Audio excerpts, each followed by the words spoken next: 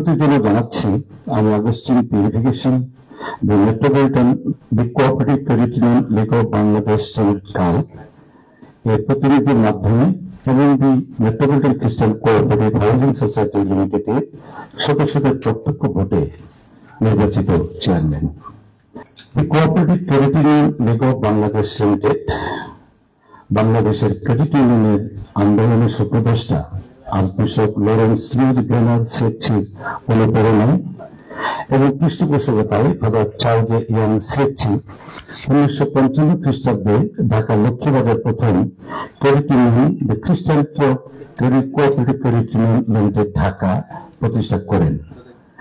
পরবর্তীতে 1979 খ্রিস্টাব্দে father Charles young সেচ্ছি বাংলাদেশের 11টি খ্রিস্টান কোঅপারেটিভ ক্রেডিট ইউনিয়নের সম্মিলনে গঠিত করেন the cooperative credit union league of Bangladesh limited কাল্প। কাল্প এমন একটি প্রতিষ্ঠান যার মধ্য দিয়ে এশিয়া সহ সারা বিশ্বে বাংলাদেশের ক্রেডিট ইউনিয়নের সময়ের অবস্থান তুলে ধরতে পারে।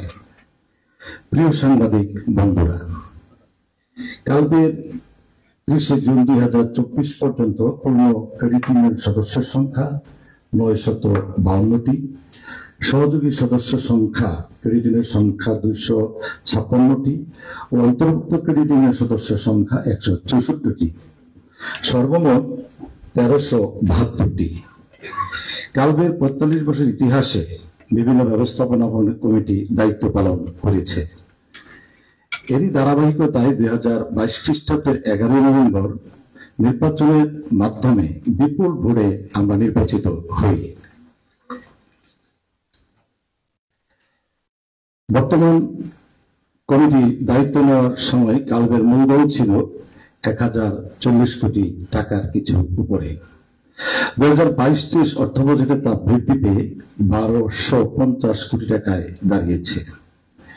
2021-22 অর্থ বছরের শেষে কাল্পের ঋণ স্থিতির পরিমাণ ছিল 550 কোটি টাকা, 50,66,831 টাকা। 2022-23 অর্থ বছরে তা বৃদ্ধি পেয়ে দাঁড়িয়েছে 757,35,43,527 টাকা। চলতি অর্থ বছরে 30 এপ্রিল 2024 পর্যন্ত ঋণের স্থিতির পরিমাণ দাঁড়িয়েছে 770,4,93,519 টাকা। আর্থিক কার্যক্রম হিসাবে ঋণকে অগ্রাধিকার দিয়ে কাল রিসোর্ট অ্যান্ড কনভেনশন হলকে লাভজনক করার পাশাপাশি আবাসন শিল্পে বিনিয়োগের কার্যক্রম শুরু করা হয়েছে। ইতিমধ্যে বরিশাল, চট্টগ্রাম, ময়মনসিংহ সহ আবাসন প্রকল্পের উপযোগী জমি ক্রয় করা হয়েছে। অন্যান্য বিভাগীয় শহরেও জমি ক্রয়ের জন্য স্থানীয়ভাবে কমিটি গঠন করা হয়েছে। অন্যদিকে 2020-21 অর্থ বছরে কাল্পের মোট ক্ষতির পরিমাণ ছিল 38,86,70,000 টাকা এবং পরের অর্থ বছরে মোট ক্ষতির পরিমাণ ছিল 46,84,61,000 টাকা। এই আর্থিক ক্ষতির অন্যতম কারণ ছিল বিগত নির্বাহী বোর্ডের দায়িত্বশীলদের বেপরোয়া লুটপাট। এখানে উল্লেখ্য, সাবেক বোর্ডের কিছু অসাধু পরিচালক দায়িত্ব পালনকারে কাঠামোগত স্থাপনা এবং উন্নয়ন কর্মকাণ্ড পরিচালনার নামে অর্থ লুটপাট করেছে। তারা বিভিন্ন প্রকল্পের জমি ক্রয় এবং কাল্পের রিসোর্টে বারের অনুমোদন লাইসেন্স বাবদ বিপুল পরিমাণ টাকা আত্মসাৎ করেন। কাকতালীয়ভাবে বর্তমান কমিটিতেও এই চক্রের অনেকেই ছিলেন। তাদের বিরুদ্ধে অনিয়ম ও দুর্নীতি প্রমাণিত হওয়ায় আইনি পদক্ষেপ নেওয়ার প্রাক্কালে তারা চেয়ারম্যান বরাবরের পদত্যাগ করে আত্মগোপনে চলে যান। দেশে নতুন পরিস্থিতির সুযোগ নিয়ে ওই লুটেরা চক্র পুনরায় কালকে গ্রাস করার ষড়যন্ত্র করছে। নিজেদের অপকর্ম আড়াল করতে চেয়ারম্যান হিসাবে আমাকে এবং বর্তমান কমিটিকে ঘিরে নানা মিথ্যাচারে লিপ্ত হয়েছে। কর্মতৎপর বর্তমান বোর্ড সকলের সহযোগিতায় 2022-23 অর্থ বছরের ক্ষতি কমিয়ে দাঁড়িয়েছে মাত্র 1,96,75,000 টাকা। প্রত্যাশা করা হচ্ছে আগামী অর্থ বছরের ক্ষতি কাটিয়ে শেয়ারের উপর লভ্যাংশ দিতে নিরবিচ্ছিন্নভাবে কাজ করছে বর্তমান কমিটি। সদস্যদের বহুদিনের স্বপ্ন প্রধান কার্যালয় কাল্প টাওয়ার নির্মাণের কল্পে মাদানী রোডে ভাটারার মাদানী রোডে জমি ক্রয় করা হয়েছে।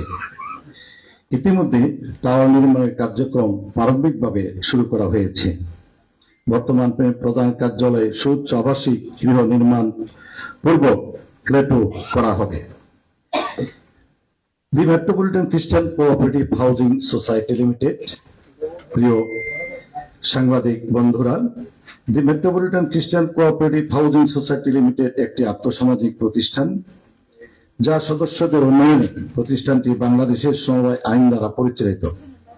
14 এপ্রিল 1977 খ্রিস্টাব্দে প্রতিষ্ঠানটি গঠন প্রক্রিয়ার প্রতীকীত হিসাবে নেতৃত্ব দিয়েছিলেন স্বর্গীয় দানিয়েল কোরাইয়া, স্বর্গীয় আলেকজান্ডার রোজারিও সহ 27 জন সমবায়ী ব্যক্তিত্ব।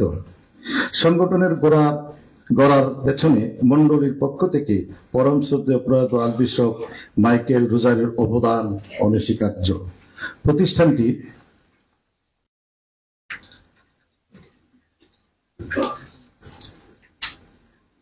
ইতিমধ্যে 47 বছর পেরিয়েছে। বিভিন্ন মেয়াদে বিভিন্ন নেতৃবৃন্দ সোসাইটিতে দায়িত্ব পালন করেছেন। বর্তমান ব্যবস্থাপনা কমিটি সকলের প্রচেষ্টায় দেশের সমবায় অঙ্গনে ঈর্ষণীয় সুনাম অর্জন করতে সক্ষম হয়েছে। বর্তমান ব্যবস্থাপনা কমিটি দায়িত্ব গ্রহণের সময় সম্পদ এবং পরিসম্পদের পরিমাণ ছিল 222 কোটি টাকা। বর্তমানে তাই সে দাঁড়িয়েছে কয়েক হাজার কোটি টাকা, 3000 কোটি টাকার উপরে। আর সোসাইটির মূলধন দৃশ্যমান আয়মূলক প্রকল্পে বিনিয়োগ করা হয়েছে। 12টি ফ্ল্যাট প্রকল্প থেকে এখন 203টি ফ্ল্যাট প্রকল্পের উন্নীত করা হয়েছে। ইতিমধ্যে 40টি বিল্ডিংও নির্মাণ করে সদস্যদের মধ্যে হস্তান্তর করা হয়েছে। আরো 19টি বাস্তবায়নাধীন রয়েছে। 277 বিঘা জমি হতে এখন 1000 বিঘা জমিতে উন্নীত করা হয়েছে। 77টি প্লট প্রকল্পের জমিতে বর্তমান কমিটি 4490টি প্লটে রূপান্তরিত করেছে। সদস্যদের আবাসনের জন্য ঢাকার পূর্বাঞ্চলে নতুন শহরে, উত্তরা, মডেল টাউন, ধানমন্ডি, বসুন্ধরার মতো স্থানে জমি ক্রয় করা হয়েছে। আয়মূলক প্রকল্প বাস্তবায়নের উদ্যোগ নেওয়া হয়েছে। প্রকল্পগুলো হলো গাজীপুরের প্রবেলে রিসোর্ট অ্যান্ড রেস্টুরেন্ট, গাজীপুর কালীগঞ্জের মঠবাড়িতে প্রবীণ নিবাস ও গেস্ট হাউস, গাজীপুর কালীগঞ্জের দড়িপাড়াতে থিম পার্ক ও রেস্টুরেন্ট, ঢাকার ফার্মগেটে ছাত্রীবাস অন্যতম। দেশের অগ্রগতিতে ভূমিকা রাখতে অটো ব্রিক্স প্রকল্প, গাজীপুরের ভাদুনে মিনারেল ওয়াটার পানির plant, model fill station, convention hall প্রকল্প বাস্তবায়নের পরিকল্পনা গ্রহণ করা হয়েছে।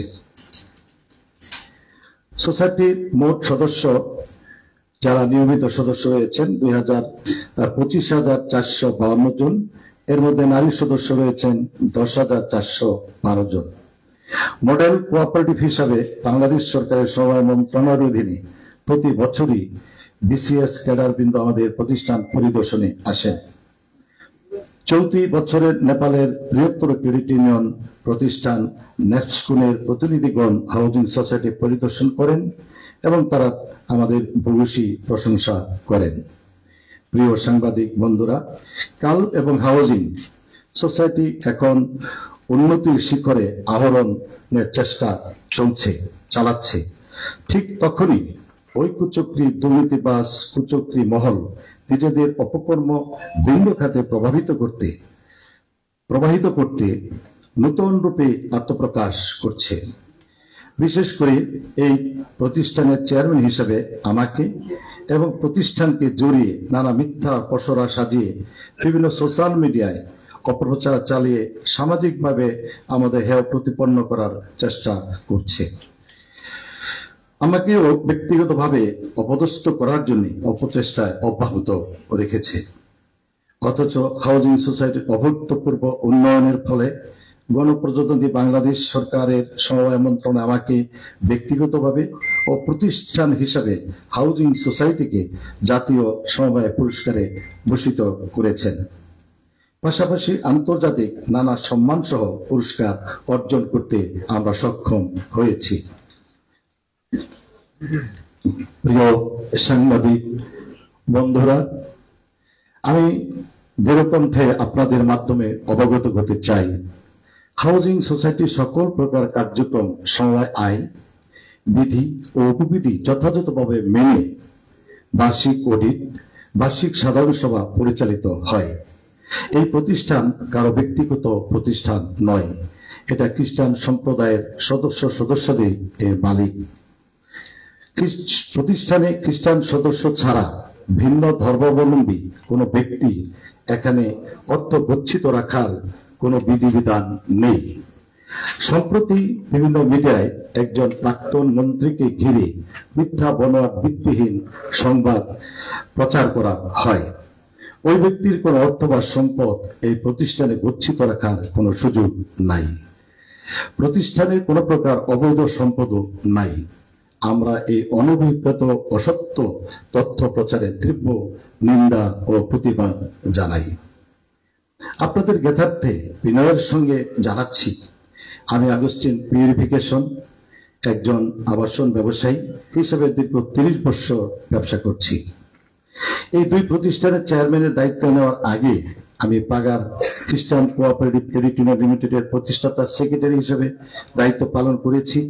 পাগার চার্চ কমিটি, পাগার সূর্যোদয় প্রাথমিক স্কুল, সূর্যোদয় আরটি প্রজেক্ট ও পাগার সূর্যোদয় ক্যাথলিক জুনিয়র হাই স্কুল সহ নানা প্রতিষ্ঠানের গুরুত্বপূর্ণ দায়িত্ব পালন করে বর্তমানে এই অবস্থায় এসেছি।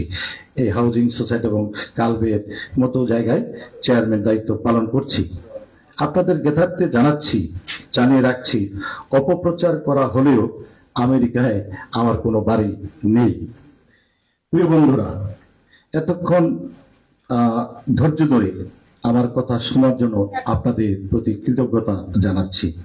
ধন্যবাদ জানাচ্ছি সোসাইটির সকল পরিচালক, কর্মকর্তা এবং কর্মচারীদের প্রতি। শ্রদ্ধা নিবেদন করছি বিশিষ্ট জনেরা যারা এখানে উপস্থিত হয়েছেন। পরিশেষে আমাদের উপর আস্থা রেখে অর্পিত দায়িত্ব পালনকালে সার্বিক সহযোগিতা প্রদানের জন্য বিনীত অনুরোধ করছি। আমাদের বিশ্বাস, সকল অপপ্রচার এবং মিথ্যাচার জঞ্জাল সরিয়ে the cooperative credit union league of Bangladesh limited কাল এবং the metropolitan Christian cooperative housing society limited প্রতিষ্ঠান দুইটি সমাজের আপনারা সকলের অর্থনৈতিক মুক্তির একটি গুরুত্বপূর্ণ আর্থসামাজিক প্রতিষ্ঠান হিসেবে এগিয়ে যাবে। কাল এবং খ্রিস্টান হাউজিং সোসাইটির অধিকাংশ সদস্য প্রান্তিক জনগোষ্ঠী, যেখানে লক্ষ লক্ষ নিম্ন মধ্যবিত্ত মানুষ জড়িত। এই ধরনের মিথ্যা বনোয়াট অপপ্রচারের জন্য যদি ধ্বংস হয়, তাহলে তার আর্থিক বিপর্যয়ের সম্মুখীন হবে। আমি অত্যন্ত বিনয়ের সঙ্গে যারা এই মিথ্যাচার করছে তার আর্থিক বিপর্যয়ের সম্মুখীন হবে। আমি অত্যন্ত বিনয়ের সঙ্গে যারা এই মিথ্যাচার করছেন বিনীতভাবে অনুরোধ করে আপনারা এ থেকে বিরত থাকেন। এবং প্রিয় সাংবাদিক বন্ধুরা, আপনারা যারা রয়েছেন, আপনাদের প্রতিও আমার সকল সমবায়ীদের পক্ষ থেকে বিনীত অনুরোধ, এই সমস্ত অপপ্রচারের বিষয়ে আপনারাও আমাদেরকে সহযোগিতা করবেন যাতে এই ধরনের প্রচার বন্ধ হয়।